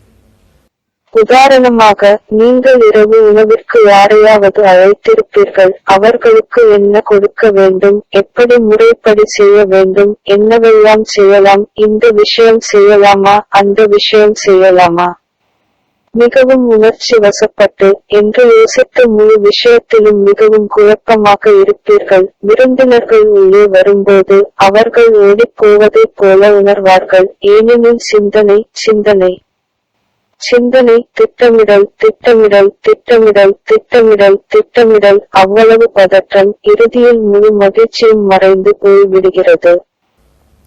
So the second center which is there, it does a very miraculous thing, is to provide the grey cells in our brain when we are using it for thinking, and also it looks after your liver, your pancreas, your spleen, your kidneys, and lower part of your abdomen. Instead of doing that, poor thing is busy only sending grey cells to your brain because of thinking like mad. எனவே இங்குள்ள இந்த இரண்டாவது மையம், நாம் அதனை அதிகமாக சிந்திக்க பயன்படுத்தும் போது அது மிகவும் அதிசயமான ஒரு காரியத்தை செய்கிறது. நம் மூளைக்கு அதிகமான சாம்பல் நிற செல்களை அளிக்கிறது. மேலும் அது உங்கள் கல்லீரல், கணையம், உங்கள் மண்ணீரல், உங்கள் சிறுநீரகங்கள் மற்றும் உங்கள் அடி வயிற்றின் கீழ் பகுதி போன்றவற்றையும் கவனித்துக் கொள்ள வேண்டும். அதைச் செய்வதற்கு பதிலாக பரிதாபத்திற்குரிய அந்த மையம் உங்கள் மூளைக்கு சாம்பல் செல்களை அனுப்புவதில் மட்டுமே தீவிரமாக இருக்கிறது. ஏனெனில் எப்போதும் சிந்தனை சிந்தனை சிந்தனை சிந்தனையாகவே இருப்பது, அதே பைத்தியமாக. So you develop all other diseases, liver trouble, which is very common. Then you develop diabetes, very common. Yesterday at least there were 10 people who said we have diabetes. Now diabetes you do not develop by taking too much sugar, take it from me. எனவே நீங்கள் அதன் மூலம் மற்ற எல்லா நோய்களையும் உருவாக்குகிறீர்கள். கல்லீரல் பிரச்சினை, அதுதான் எல்லா நோய்களுக்கும் மிகவும் பொதுவானதாகும். உங்களுக்கு நீரிழிவு நோயை உருவாக்குகிறது. பொதுவாகவே நேற்று குறைந்தது 10 பேர் தங்களுக்கு நீரிழிவு நோய் இருப்பதாக கூறினர். இப்போது உங்களுக்கு நீரிழிவு நோய் நீங்கள் அதிக சர்க்கரையை உட்கொள்வதன் மூலம் உருவாகாது. நான் சொல்வதை உறுதியாக எடுத்துக் கொள்ளுங்கள். In India, if you go to a village, you will see that he takes sugar in such a manner that in the cup the spoon must stand at right angle, otherwise he won't take. And he never gets diabetes. The reason he doesn't think of tomorrow. He just works hard, eats his food and sleeps off nicely. He doesn't take sleeping pills either. இந்தியாவில் நீங்கள் ஏதாவதொரு கிராமத்திற்குச் சென்றால் அவர்கள் அதிகமாக சர்க்கரையை எடுத்துக் கொள்வதை நீங்கள் காணலாம். கோப்பையில் கரண்டி செங்குத்தாக நிற்க வேண்டும். இல்லையெனில் அவர்கள் அதை சாப்பிட மாட்டார்கள். ஆனால் அவர்களுக்கு ஒருபோதும் நீரிழிவு நோய் வராது. காரணம் அவர்கள் நாளையை பற்றி நினைப்பதில்லை. அவர்கள் கடினமாக உழைக்கிறார்கள், உணவை சாப்பிடுகிறார்கள், நன்றாக தூங்குகிறார்கள், அவர்கள் தூக்க மாத்திரைகளையும் எடுத்துக் கொள்வதில்லை. So this diabetes comes by overthinking and can be easily cured if you can take to Sahaja Yoga, which I'll tell you how we stop our thinking at this. I've already told you at this point. எனவே இந்த நீரிழிவு நோய் அதிகமாக சிந்திப்பதன் மூலம்தான் வருகிறது. மேலும் நீங்கள் சஹஜயோகாவை செய்தால் நீரிழிவு நோயை எளிதில் குணப்படுத்த முடியும். நாம் எப்படி சிந்திப்பதை நிறுத்துவது என்பதை பற்றி நான் ஏற்கனவே உங்களுக்கு சொல்லியிருக்கிறேன். Then the third disease, which is even more dangerous than this, is the disease which we call as blood cancer. Blood cancer is caused only to people who think too much. இதைவிட ஆபத்தான மூன்றாவது நோய் இரத்த புற்றுநோய் என்று நாம் சொல்லக்கூடிய நோய். அதிகமாக சிந்திப்பவர்களுக்கு மட்டுமே இரத்த புற்றுநோய் ஏற்படுகிறது. It can even be to the children if the mother is very meticulous, particular about her carpets out her house, everything. And even a rat doesn't enter that house. But she's very careful that all her things are properly done. Her sink doesn't have even so much of little bit of a spot left in it. அதிக அக்கறை எடுத்துக் கொள்ளும் தாய், குறிப்பாக அவளுடைய தரை விரிப்புகள் அல்லது அவளுடைய வீட்டை பற்றி. அனைத்து விஷயங்களையும் பற்றி மற்றும் ஒரு எலி கூட அந்த வீட்டிற்குள் நுழைய முடியாது போன்று அதிக அக்கறையுடன் இருக்கும் தாய் போன்ற தாய்மார்களின் குழந்தைக்கு கூட புற்றுநோய் வரலாம். ஆனால் எல்லாவற்றையும் சரியாகச் செய்ய வேண்டும் என்பதில் அவள் மிகவும் கவனமாக இருக்கிறாள். அவளுடைய கக்கூஸ் தொட்டியில் கூட ஒரு சின்ன கரை கூட இருக்கக்கூடாது. All the time thinking, planning. This affects the child. And a child also can get blood cancer. Blood cancer, you get it because your spleen is a speedometer. It's the one which gives you the rhythm of life. Now when we are hectic people, all the time under shock, then this goes out of order. எல்லா நேரத்திலும் சிந்தனை திட்டமிடுவது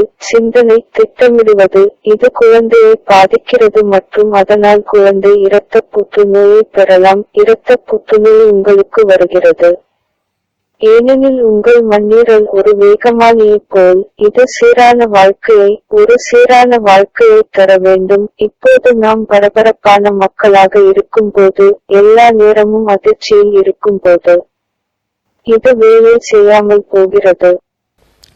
For example, in the morning we get up, see the newspaper, and what you find?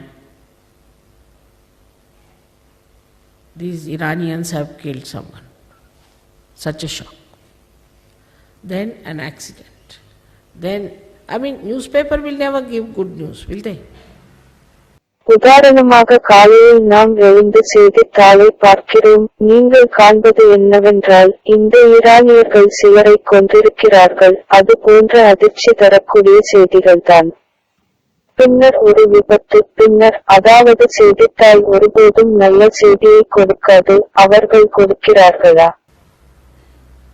Will they give news how many people got realization or something is working out all right? No. Something horrible. That should shock your head, shock your limbic area. Otherwise you will not take it seriously. So, once you read that, you don't know your system is a very delicate system. It gets a shock.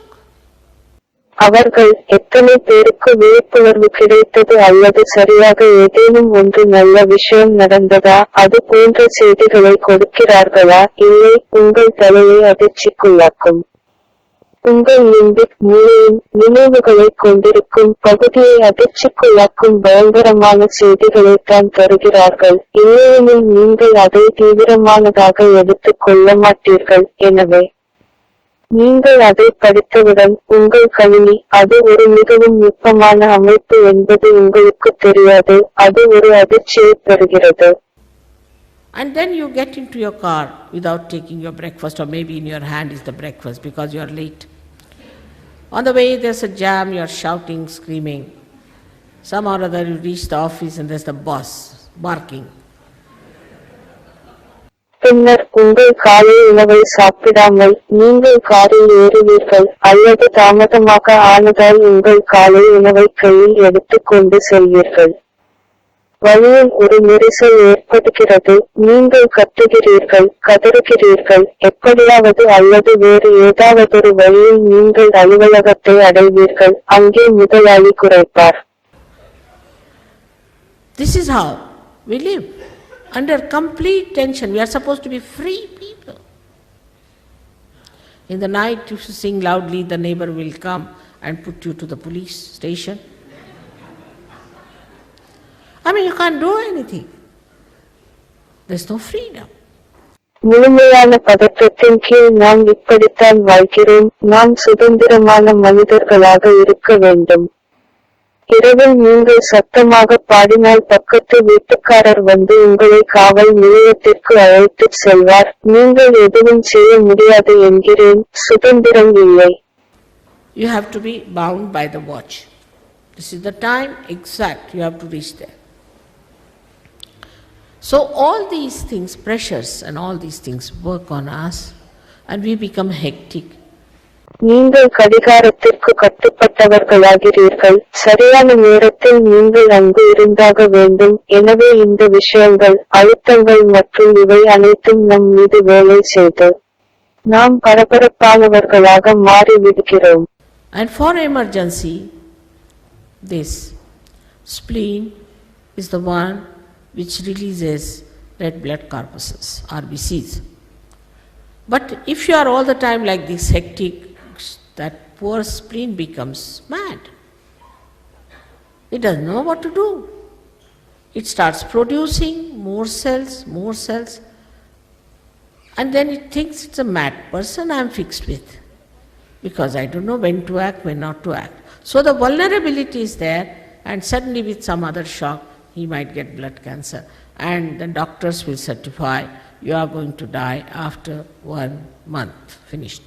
Prepare for your burial. And the whole house is crying.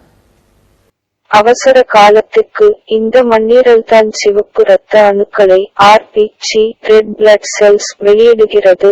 ஆனால் நீங்கள் எப்போதுமே இந்த பரபரப்புடன் இருந்தால் அந்த பரிதாபத்துக்குரிய மண்ணீரலுக்கு பைத்தியம் பிடித்துவிடும். என்ன செய்வது என்று அதற்கு தெரியாது. இது அதிக செல்களை உருவாக்கத் தொடங்குகிறது. பின்னர் அது தான் ஒரு பைத்தியக்காரனிடம் மாட்டிக் கொண்டதாக நினைக்கிறது. ஏனென்றால் தான் எப்போது செயல்பட வேண்டும், எப்போது செயல்படக்கூடாது என்று அதற்கு தெரியாமல் போகிறது. திடீரென்று வேறு ஏதேனும் அதிர்ச்சி ஏற்பட்டால் கல்லீரல் பாதிப்புக்குள்ளாகி விடுகிறது. உங்களுக்கு இரத்த புற்றுநோய் வரக்கூடும். பின்னர் 1 மாதத்திற்கு பிறகு நீங்கள் இறக்கப் போகிறீர்கள் என்று மருத்துவர்கள் சான்றளித்து விடுவார்கள். அவ்வளவுதான் முடிந்தது. உங்களை அடக்கம் செய்ய தயாராகுங்கள். மேலும் வீடு முழுவதும் அழுகையாக மாறிவிடுகிறது. But we have cured, Sahaja Yoga has cured blood cancer of many people just by this Kundalini awakening. Because as soon as the Kundalini is awakened, too much movement this side and that side, this all the time going on in the center. This is the left and the right side of the sympathetic. So just the Kundalini passes through, strings through, and brings it back and nourishes it. The problem is over. ஆனால் நாங்கள் குணப்படுத்தியுள்ளோம். அதாவது சகஜயோகா பலரின் இரத்த புற்றுநோயை குணப்படுத்தியுள்ளது. இந்த குண்டலினி விழிப்புணர்வால், குண்டலினி விழிப்பு பெற்றவுடன் இந்த பக்கத்திலும் அந்த பக்கத்திலும் அதிகமாக நகர்ந்து, இது எல்லா நேரத்திலும் நடுவில் செல்வது நடக்கும். இதுதான் பரிவு நரம்பு மண்டலத்தின் இடது மற்றும் வலது பக்கம். குண்டலினி கடந்து சென்று இழைகளாக கடந்து சென்று அது மீண்டும் கீழே வந்து அந்த நரம்பு மண்டலங்களுக்கு ஊட்டமளிக்கிறது. அவ்வளவுதான் பிரச்சினை முடிந்துவிடும். And though they were certified to be dead, after even 4 years they are all right, working all right. The certificate is cancelled.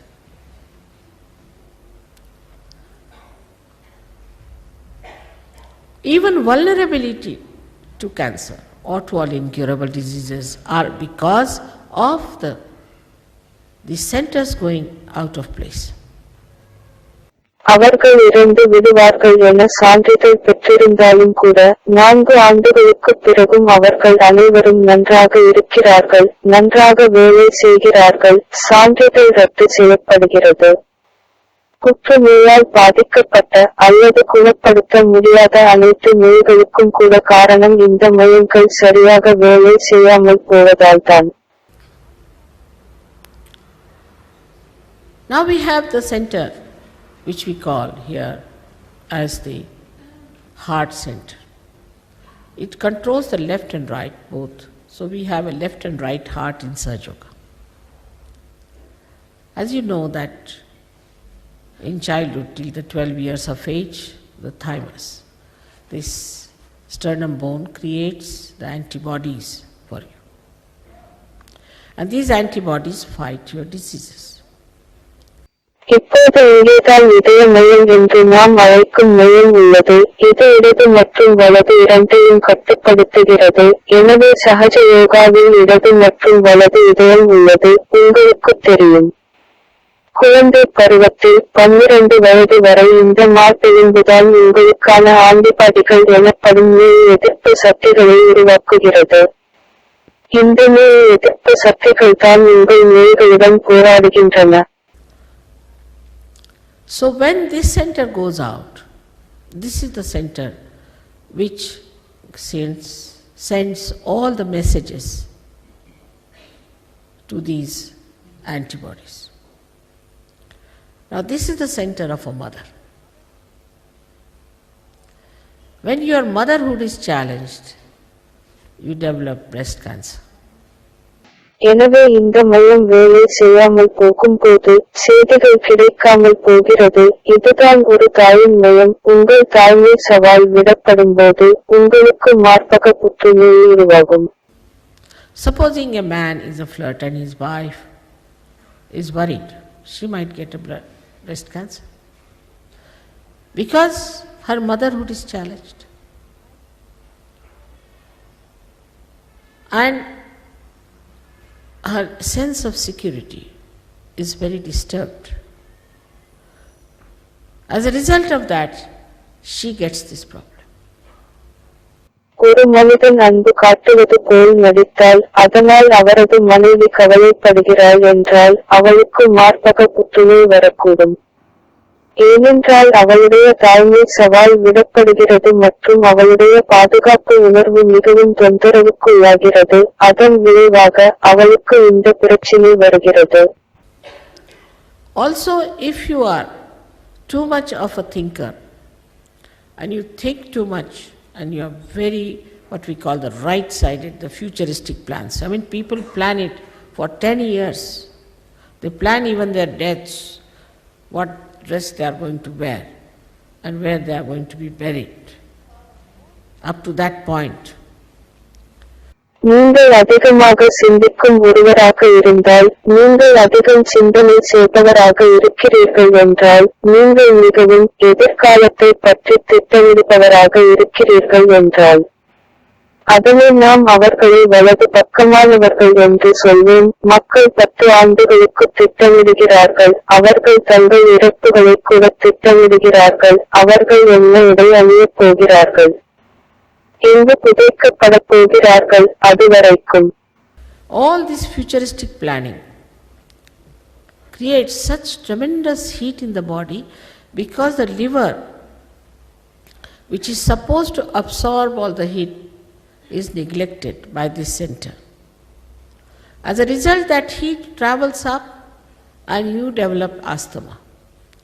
இந்த எதிர்கால திட்டமிடல் அனைத்தும் உடலில் அத்தகைய மிக அதிக வெப்பத்தை உருவாக்கும். ஏனெனில் அனைத்து வெப்பத்தையும் உறிஞ்ச வேண்டிய கல்லீரல் இந்த மையத்தால் புறக்கணிக்கப்படுகிறது.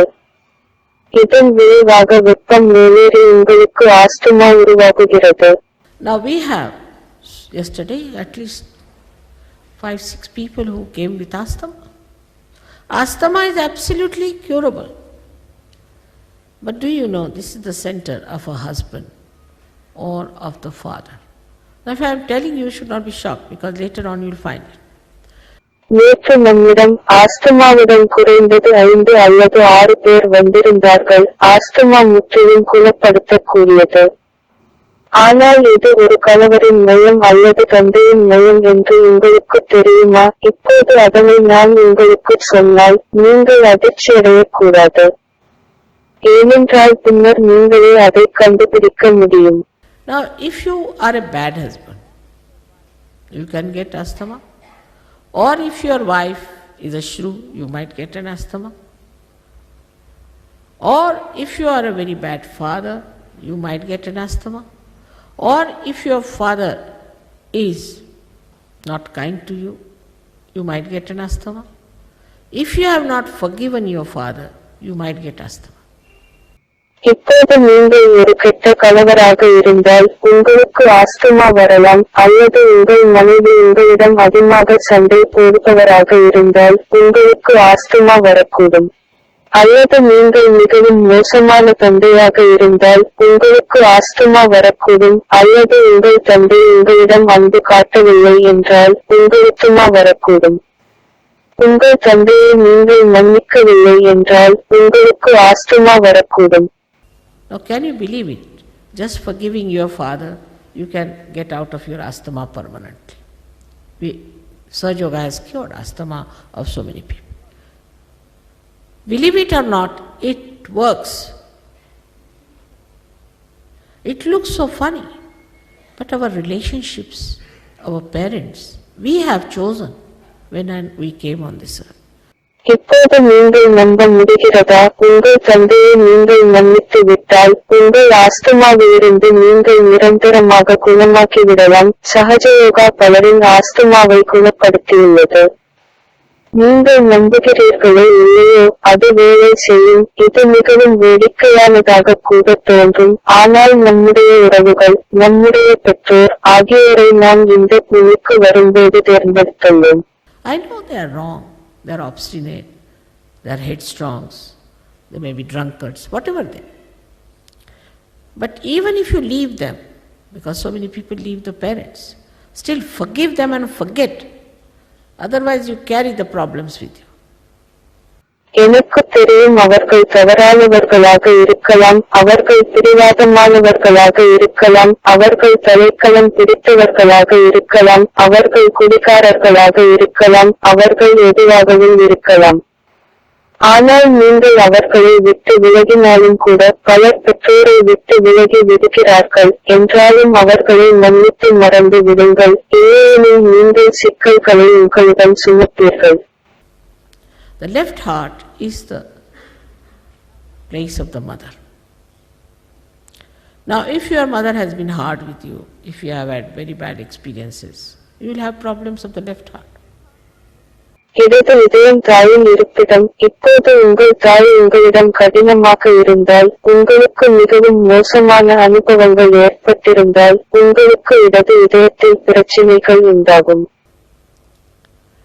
Center heart is very important, where your sense of security should be established.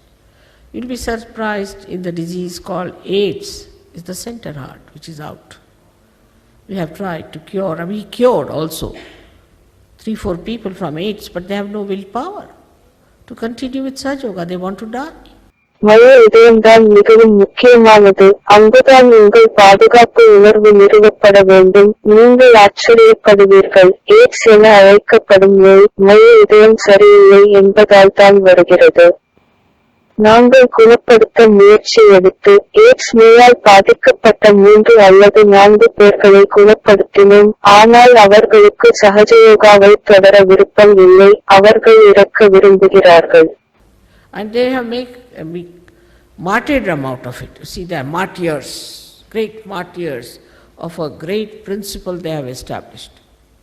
It's impossible to convince to them that this is unnatural that you are doing, and that you should give it up and you should live.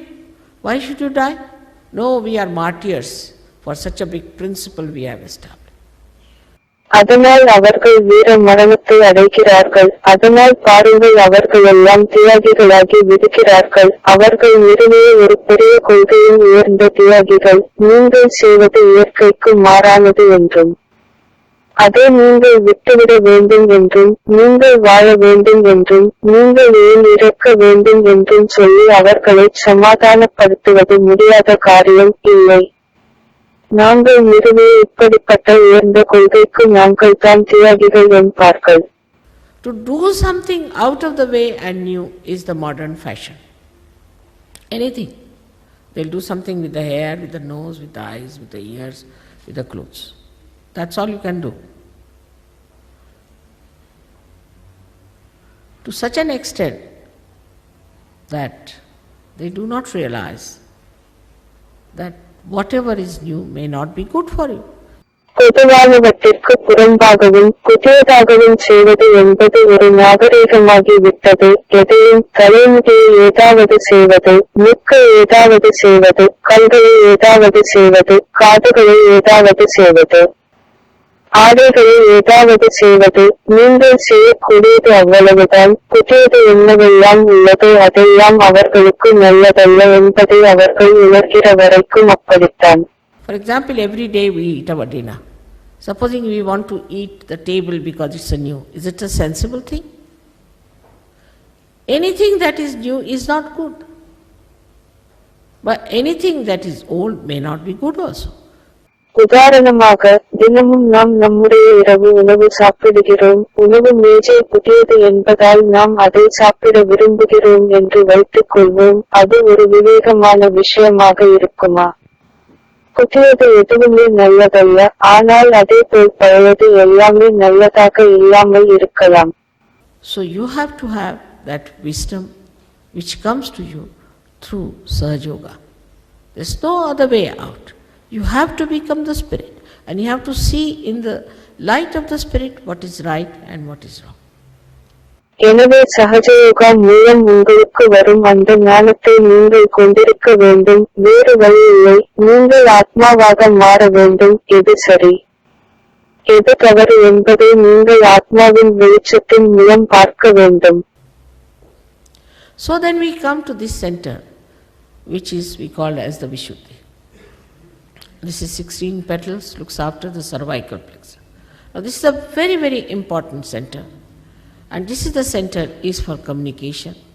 எனவே அடுத்து இந்த மையத்திற்கு வருவோம். இதனை விசுத்தி என்று அழைக்கிறோம். இதில் 16 இதழ்கள் உள்ளன. அவை கழுத்து நரம்புகளை கவனிக்கின்றன. இப்போது இது மிக முக்கியமான மையம் மற்றும் இதுதான் தகவல் தொடர்புக்கான மையம். For example, when you talk, you communicate through your hands, you shake hands, you touch somebody and you can communicate. Even if you cannot talk, with your hands you can communicate. உதாரணமாக, நீங்கள் பேசும்போது உங்கள் கைகளால் தொடர்பு கொள்வீர்கள். நீங்கள் ஒருவரின் கையை குலுக்கும் போது நீங்கள் அவரை தொடுகிறீர்கள். அதன் மூலம் நீங்கள் அவரை தொடர்பு கொள்ள முடியும். உங்களால் பேச முடியாவிட்டாலும் உங்கள் கைகளால் தொடர்பு கொள்ள முடியும். Also when we think we are very responsible, the center goes out. Like some people were traveling by plane. They were from villages, they did not know what was a plane. They were told to take less luggage because it should not be a weight for the plane. So they got into the plane and put all the luggage on their heads. And they said that we are trying to reduce the weight of the plane. மற்றும் நாம் தான் மிகவும் பொறுப்பானவர்கள் என்று நினைக்கும் போது இந்த மையம் கெட்டுப் போகிறது. கிராமங்களைச் சேர்ந்த சிலர் விமானத்தில் பயணித்தார்கள். விமானம் என்றால் என்ன என்று அவர்களுக்கு தெரியாது. விமானத்திற்குள் அதிகமாக எடை எடுத்துச் செல்லக்கூடாது என்பதால் குறைந்த சாமான்களை எடுத்துக் கொள்ளும்படி அவர்களிடம் கூறப்பட்டது.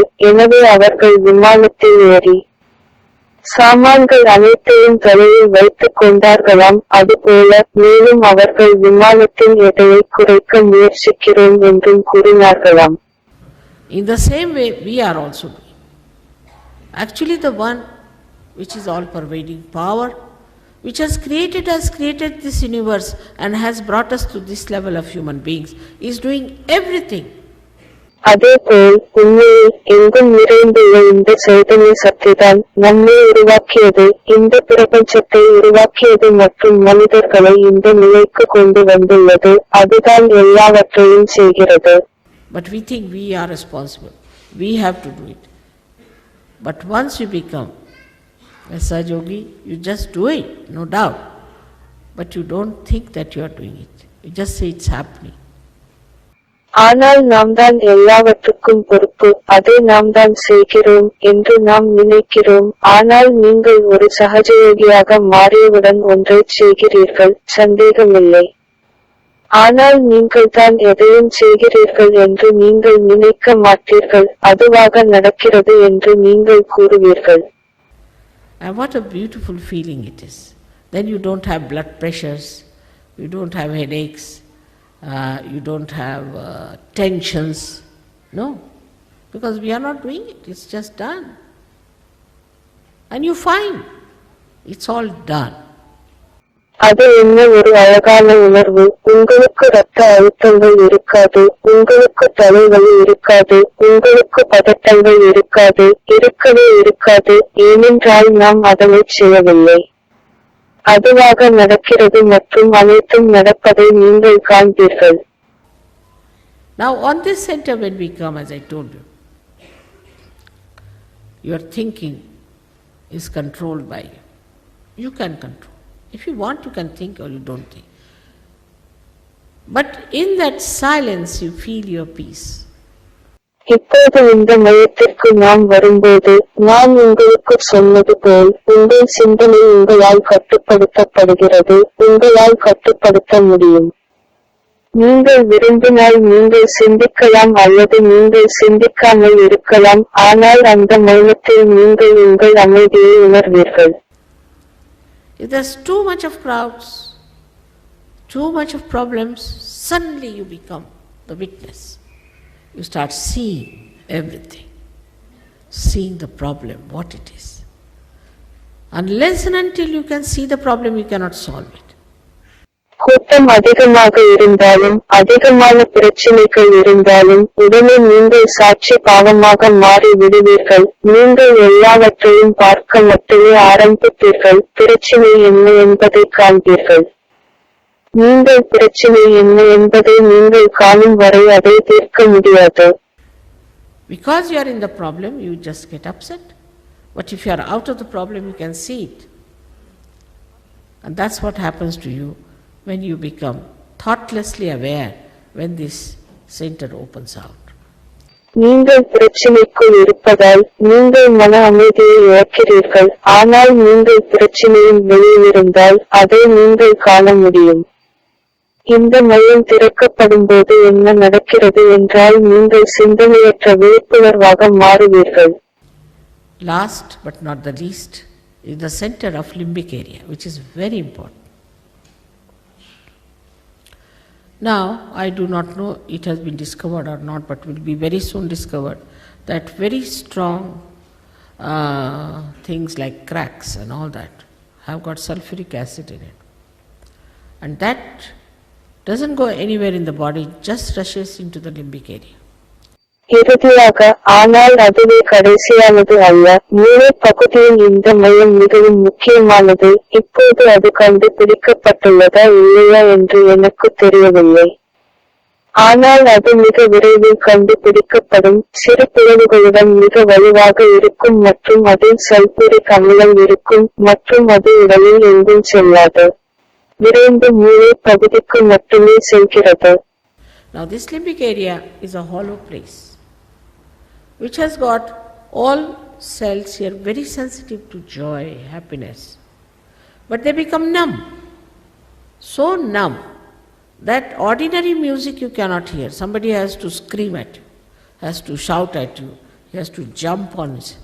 Otherwise you cannot enjoy. இப்போது இந்த மூளை பகுதி ஒரு வெற்றிடமாகும். இங்குள்ள அனைத்து உயிரணுக்களும் மகிழ்ச்சி மற்றும் சந்தோஷத்திற்கு மிகவும் உணர்திறன் கொண்டதாகும், ஆனால் அவை உணர்ச்சியற்றவை ஆகின்றன. எனவே நீங்கள் இயல்பான இசையை கூட கேட்க முடியாது. யாராவது கத்த வேண்டும், உங்களிடம் கதற வேண்டும், அவர் அதில் மூழ்க வேண்டும், இல்லையெனில் நீங்கள் அதனை அனுபவிக்க முடியாது. Then it has to be worse and worse and worse and worse. I don't know, now with cracks, later on they might develop something even more poisonous. Because it has to excite this limbic area, which is such an important thing. பின்னர் அது மோசமாக மோசமாக மோசமாக மோசமாக ஆகிவிடும். இப்போது இந்த பிளவுகள், அவை இன்னும் விஷமான ஒன்றை பின்னர் உருவாக்குமா என்று எனக்கு தெரியவில்லை, ஏனென்றால் இந்த மூளை பகுதியை உற்சாகப்படுத்த வேண்டும் என்பதுதான் முக்கியமான விஷயம். But as soon as the Kundalini enters into that area, limbic area, she soothes it, and it opens like a lotus, 1000 petal lotus. It opens, and then the Kundalini emerges out of your fontanelle bone area and gets connected to the all-pervading power. ஆனால் குண்டலினி அந்த பகுதிக்குள் நுழைந்தவுடன் மூளை பகுதியினை தணிக்கிறாள். அது திறக்கிறது, தாமரை போன்று திறக்கிறது, 1000 இதழ்களாக இது திறந்து. பின்னர் குண்டலினி உங்கள் உச்சந்தலையிலிருந்து வெளிவந்து எங்கும் நிறைந்துள்ள அந்த சக்தியுடன் இணைகிறது. Then you start feeling the cool breeze in your hand. You can feel it all over. Some people in the beginning who felt cool breeze would not believe it. So they closed doors, everything, and sat down to see. Still they were feeling it. பின்னர் உங்கள் கைகளில் குளிர்ந்த காற்றை உணர ஆரம்பிக்கிறீர்கள். நீங்கள் அதை எப்பொழுதும் உணரலாம். ஆரம்பத்தில் குளிர்ந்த காற்றை உணரும் சிலர் அதை நம்புவதில்லை. எனவே அவர்கள் எல்லா கதவுகளையும் மூடிக்கொண்டு அமர்ந்து பார்ப்பார்கள். அப்பொழுதும் அவர்கள் அந்த குளிர்ந்த காற்றை உணர்வார்கள். But it works. Works in the sense that you get empowered. You become peaceful. You become the witness. You become the voice. And you become empowered that you can give realizations to others like this. That you can raise their Kundalini like this. And you can establish that connection. You can do it. And this is what is your right to have it. This is what will give you meaning. Otherwise, so far, whatever we have been doing is very frustrating. அது செயல்படும். அதன் அர்த்தம் நீங்கள் அதிகாரம் பெற்றுவிட்டீர்கள் என்பதால் தான் அது செயல்படுகிறது. நீங்கள் அமைதியாகி விடுவீர்கள். நீங்கள் சாட்சிபாவமாகி விடுவீர்கள். நீங்கள் ஞானிகளாகி விடுவீர்கள். இது போன்று மற்றவர்களுக்கும் நீங்கள் விழிப்புணர்வு கொடுக்க முடியும். நீங்கள் இது போன்று மற்றவர்களின் குண்டலினியை எழுப்ப முடியும். அந்த இணைப்பை நீங்கள் நிறுவ முடியும். நீங்கள் அதை செய்ய முடியும். இதுதான் நீங்கள் கொண்டிருக்க வேண்டிய உங்களுடைய உரிமை. இதுதான் உங்களுடைய வாழ்வின் அர்த்தத்தை தருகிறது. இல்லையெனில் இதுவரை நாம் என்ன செய்து கொண்டிருந்தோமோ அதெல்லாம் மிகவும் ஏமாற்றத்தை தரக்கூடியதாகத்தான் இருக்கும்.